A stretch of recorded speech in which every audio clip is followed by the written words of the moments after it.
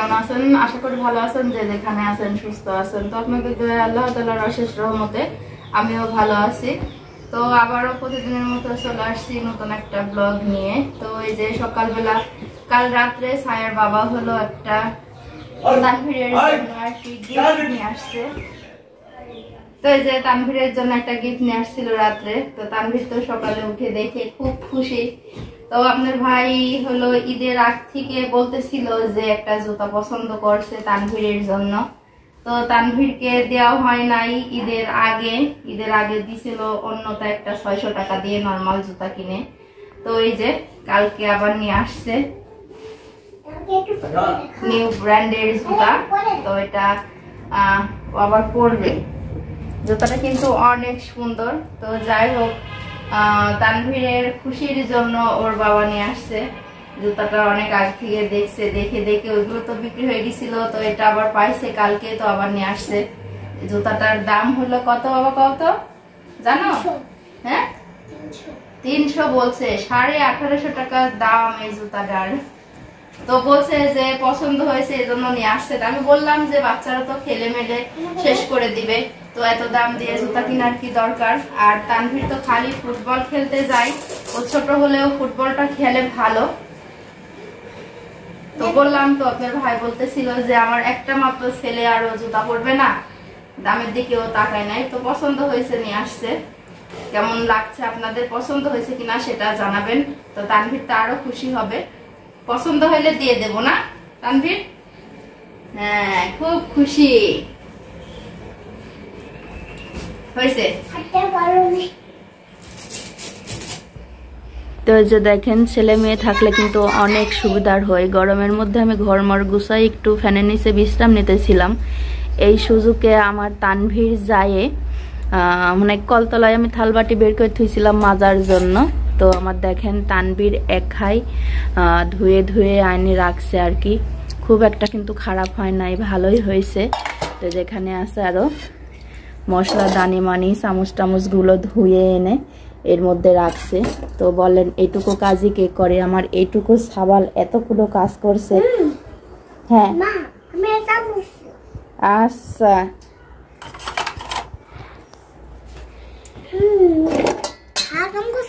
হ্যাঁ ভালো কাম করছো, থ্যাংক ইউ।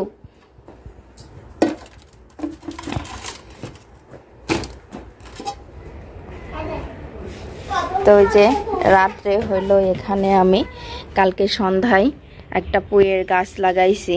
তো এই যে গাছটা বেশ কিন্তু সুন্দর তাজা হয়ে গেছে। তো এখানে এটা দিয়ে ওনা দিয়ে ঘিরে রাখছি যাতে ছাগল মাগলগুলো না খায়। দেখা যাক পুঁই গাছটা হয় কিনা। হাতে লাগানো গাছের শাকের কিন্তু অনেক স্বাদ হয়। তো আস্তে আস্তে চেষ্টা করতেছি পুরোপুরি সংসারী হওয়ার। তো বেশ কয়েকদিন ধরে রান্না করছিলাম, তো এগুলো নোংরা হয়ে গেছে, এগুলো ধোয়া হয় নাই।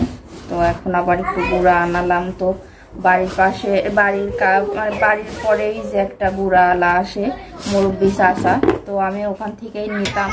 তো গুঁড়াগুলি প্রায় শেষ, চাচা এখনো আসে নাই, এই জন্য অল্প করে কিনে আনালাম আমার শ্বশুরকে দিয়ে।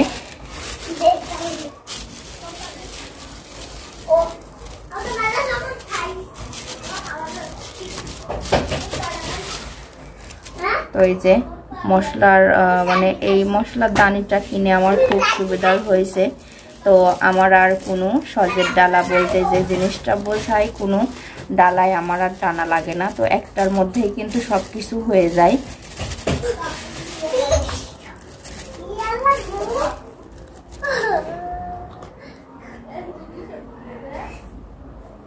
হলুদের গুঁড়ার কালারটা খুব সুন্দর হবে মনে হচ্ছে, গুঁড়াটা খুব মিহি।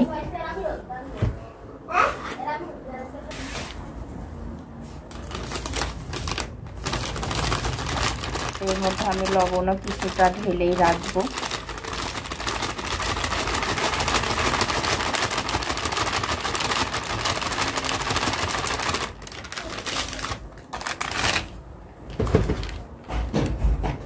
এই যে সব একসঙ্গে ঢেলে রাখলাম। তো একটা বক্সটা নিয়ে গেলে সব কিছু রান্নার এগুলি পাওয়া যায়।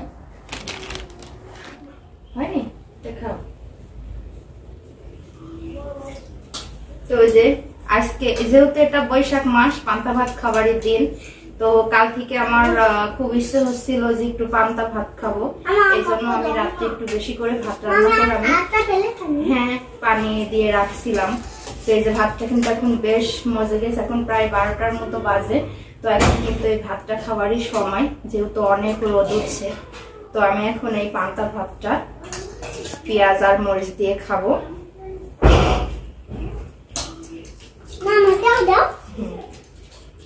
আমার তানভীরও কিন্তু এই ভাতটা অনেক পছন্দ করে। তুমি বসো, আমাকে দিচ্ছি,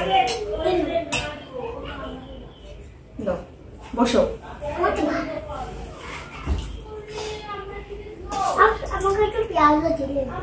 পান্তা ভাত কি কেউ প্লেটে খায় বাবা? বাটিতে খাতে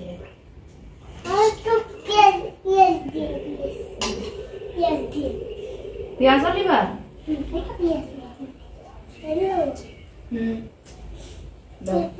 তো যেখানে আমি কিন্তু মরিচ আর পেঁয়াজ আগেই রাখছিলাম। পেঁয়াজ দিবে?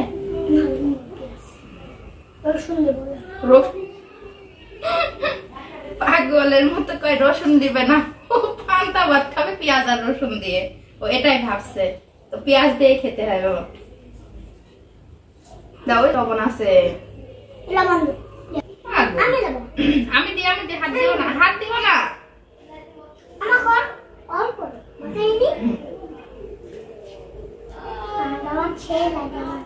পান্তা ভাত খুব মজার খাবার। ওই যে কত ঝোল, অত ঝোল হলে পড়ে যাবে।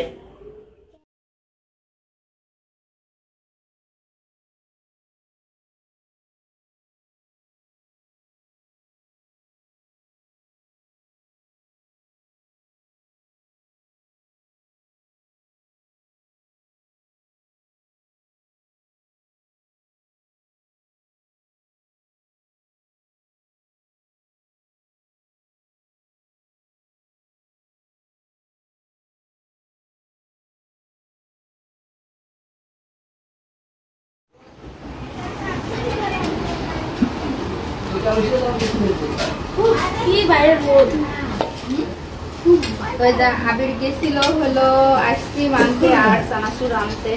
আমার তো একটা বড় ছেলে আছে, তো সেই ছেলে এখন চানাচুর মাখা খাবে। এই জন্য সবার কি কাটাকাটি করলাম, যেহেতু আজকে প্রচুর রোদ আর গরম।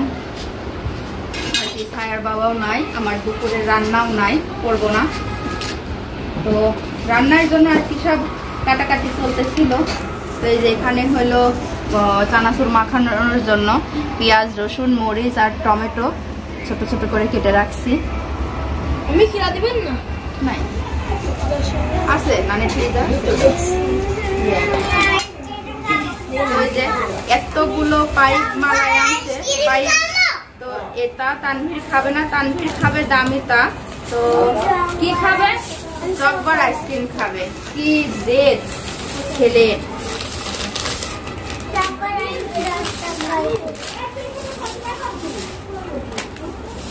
হ্যাঁ, এটি এরকম ফ্রিজে ঢুকাও। যাই হোক, তুমি দাদার সাথে যায় মেলায় খাই আসো না, এটি চানাচুর খাবার পরে দিবে।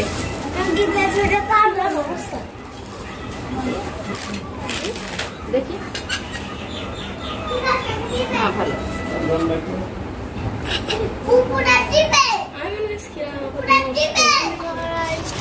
তো এই যে মাখানোর জন্য সব প্রিপারেশন চলছে। তো আগে মরিচ পেঁয়াজ গুলো একটু সেটকাই নেব। আবির টিপিটা বন্ধ করে দেয়।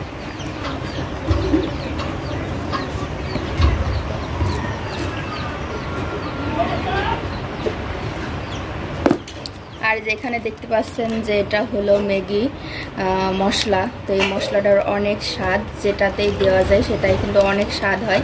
তো আমি একবারে মুখটা আমি কেটে রাখছি।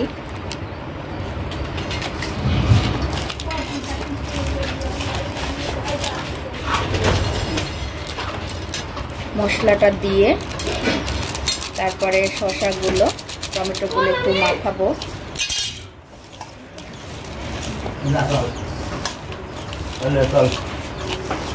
আমার জন্য আসলে আসবে দাদা। এই যে এখানে 5 টাকা আছে, দিয়ে দাও। তানভীর তানভীর হারাই নাই, এই যে দেখি কোন কোনায় সব দাও।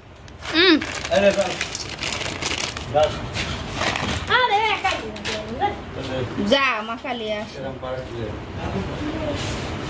কেরে আসিফ, নরম হয়ে যাবে না, এখনই মাখাবো।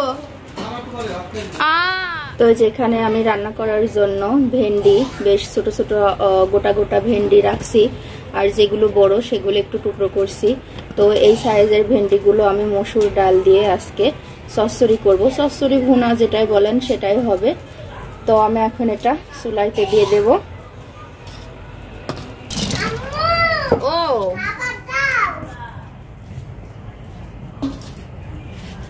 তো যেখানে আমি একটু বেশি করে পেঁয়াজ রসুন কেটে রাখছি, তো এটা দিয়ে কাঁচা তেল দিয়ে মাখাবো।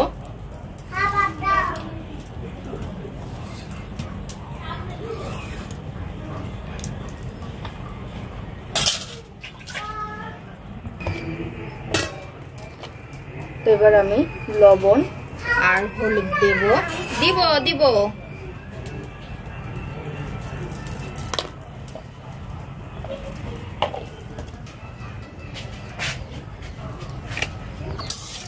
তো এই যে এবার এইভাবে একটু নাড়াচাড়া করে হালকা পানি দিয়ে শুধু আমি ফোটাবো। যখন এই পানিটা একটু মাখা মাখা হয়ে যাবে তখন কিন্তু আমার ভেন্ডিটা হয়ে যাবে।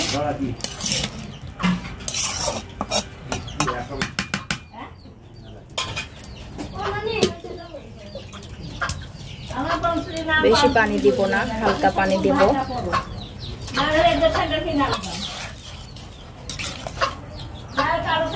তো যে আমার ভেন্ডি ভুনাটা কিন্তু হয়ে গেছে মসুরের ডাল দিয়ে।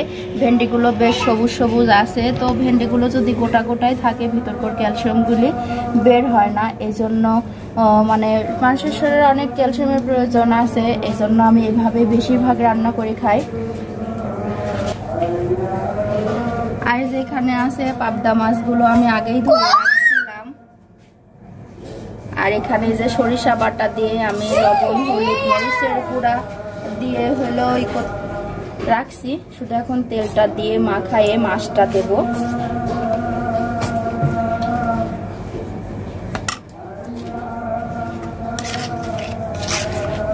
কড়াইটা গরম, আমি আর হাতে মাখালাম না, জাস্ট আমি চিনি দিয়ে আর কি নেড়ে এখন আমি মাছটা দিয়ে মাখাবো।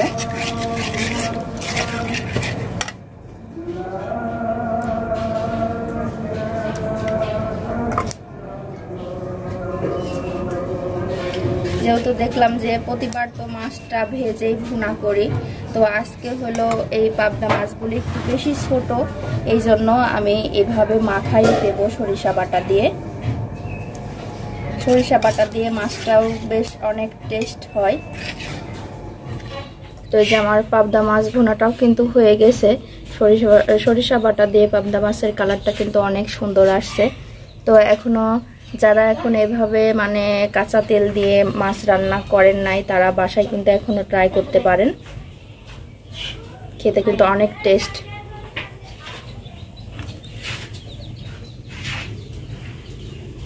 আর যেখানে আছে হলো ছোলা সেদ্ধ করাই ছিল আমার ফ্রিজে, তো সেদিনকে তো একবার দিশা ভাবিদের খাওয়াইছি ছোলা সিদ্ধ করে, এমনি ছোলা মাখাই খাওয়াইছি। তো আজকে বলতেছিল যে কিছুটা মুড়ি খাবে সন্ধ্যাবেলা, এই জন্য তো আমি বললাম যে আমার কাছে আরও ছোলা আছে, তো এটাই আজকে ভুনা করব। তো এর মধ্যে আজকে আরও বলল যে একটু ডুমো করে আলু কেটে দিবি, তো হলো মুড়ির সঙ্গে মাখাই খেতে ভালো লাগবে এই জন্য। তো আজকে আমি এখন এই ছোলা ভুনাটাই করব, আর সন্ধ্যাবেলা আমরা আজকে মাছার উপরে আবার সেই মুড়ি খাবো আড্ডা দিয়ে।